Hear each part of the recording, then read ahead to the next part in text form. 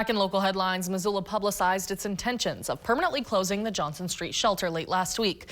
Officials cite a lack of funding as the reason for the closure. NBC Montana's Jacob Owens is hearing from those living in and around the shelter.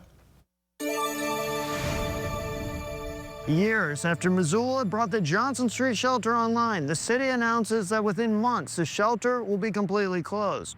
The news is leaving many who stay here behind me with uncertainty. Some of us probably are going to be homeless and they're going to get fined for sleeping in the city. And then there's some of us that are actually trying to find a place.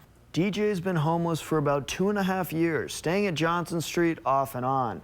This unknown he speaks of is the same with several homeless people I heard from, unsure what their next steps will be post Johnson Street. I also spoke to nearby businesses like Custom Upholstery, Selby's, and Legacy Finishes.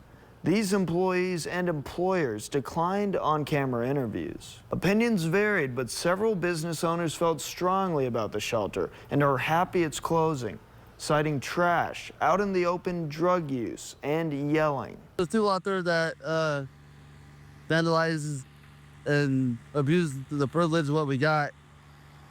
And I think that's one of the reasons why they're probably closing it down. The city aims to raise $400,000 for what's being called a housing sprint to help house those currently staying at the shelter. Mayor Andrea Davis says officials will decrease the shelter's population April through August. DJ says there are many homeless people ruining things for those trying to do better. He says homeless individuals should come together rather than hurting and stealing from each other. Johnson Street is holding a meeting Tuesday afternoon to discuss the closure with guests.